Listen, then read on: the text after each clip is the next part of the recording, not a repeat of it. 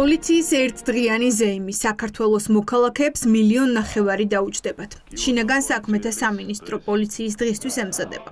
ოღონდ ტენდერის გამოცხადების ნაცვლად ხელშეკრულების გაფორმებას გამარტივებული წესით გეკმავს. პატაკი 14 აპრილს გაიგზავნა მინისტრის მოადგილესთან. 1.549.000 ლარი. ეს თანხა სჭირდება შინაგან საქმეთა სამინისტროს 31 მაისს პოლიციის დღის ორგანიზებისთვის.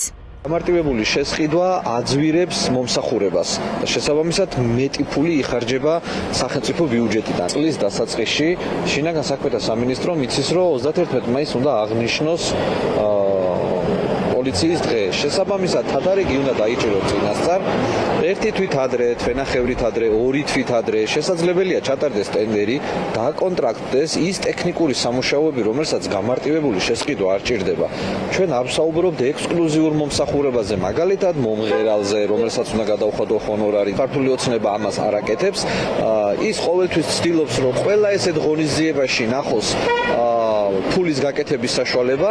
ყველა გამარტივებული შესყიდვა არის კორუფციული რისკი. რატომ გამარტივებული წესით შესყიდვა? ეს არის მკვლევარების მთავარი კითხვა. შესყიდვის ეს ფორმა წესით ფორს-მაჟორში უნდა გამოიყენონ. დრო საკმარისი იყო. ყველა მიცის, როდის აღნიშნავს ქვეყანა პოლიციელის დღეს. სამინისტროს შეეძლო ტენდერის გამოცხადება, რაც ბიუჯეტიდან ფულის დაზოგვის შესაძლებლობაა. პატაკში, რომელიც მინისტრის მოადგილესთან გაიგზავნა, წერია, რომ თვენახევარი, რომელიც წინ არის, საკმარისი არ არის სატენდერო პროცედურებისთვის. ამიტომ შესყიდვა უმოკლეს ვადებში უნდა გააფორმონ. ფუნდამენტური პრობლემა არის, რა თქმა უნდა, ბიუჯეტური და საქართველოს მოქალაქეების გადასახადების უგუნური ხარჯვა, აბსოლუტური. ერთის მხრივ უგუნური, მეორის მხრივ თავდამბოლომდე კორუფციით გაჯერებული ის ორგანიზაცია, ხა პირველ მიცის პირდაპირ შესყიდვა ფორმდება ამჯერადაც დაახლოებულ ქოციანობასთან დაახლოებულ პირებზე, ამ სოციალურ კასტას რაღაცა გაურკვეველ ზეიმს უწყობს პოლიციის დღის თითქოს რამე კონდეს აღსანიშნავი. იმ გადაცნობებისთვის, სისტემური წამებისთვის, ადამიანებისთვის უმოწყალო ცემატყებისთვის, პროცედურული უამრავი გარღვევისთვის, რომელიც ამ ერთ წლის განმავლობაში გამოჩნდა, არც ერთი ადამიანი არ არის აქედან დასჯილი. ამ ორგანიზაციის თურმე საიუბილეო დღის აღნიშვნა საქართველოს მოქალაქეებს, რომელიც ამ ორგანიზაციამ ალახა აწამა, უნდა დაუჯდეს მილიონები. აი ამ რეალობაში აცხოვრებს ივანიშვილი საქართველოს. გამარტივებული შესყიდვის შემთხვევაში ხელშეკრულება პირდაპირ ფორმდება უწყების მიერ შერჩეულ კომპანიასთან. ძალოვანები ამ ტიპის ხელშეკრულებებით გამოირჩევიან. ბოლო 5 წელში შსს-მ 597-ჯერ მოითხოვა ასეთი შესყიდვა. მკვლევარები ამბობენ, რომ ეს ნიშნავს არავითარ კონკურენციას, არანაირ დაზოგილ ფულს ან გამჭვირვალობას. პირიქით, პირდაპირი წესით კომპანიასთან ხელშეკრულების დადებას თან კორუფციული რისკები ახლავს. შესაბამისი კონცეფციის შერჩევის სურვილი საერთოდ არ გამორიცხავს ტენდერის ჩატარების შესაძლებლობას. რატომ არ ჩუნდება ეს პრაქტიკა იმ პირობებში, როცა ისინი ამბობენ, რომ კორუფციის წინააღმდეგ ბრძოლა მიმდინარეობს. ჩვენ ვიცით, რომ ტენდერი არსებობს ორი მთავარი რამის გამო. ერთი არის კორუფციის პრევენცია და მეორე არის ტენდერში არსებული ვაჭრობის შედეგად საბიუჯეტო რესურსების დაზოგვა.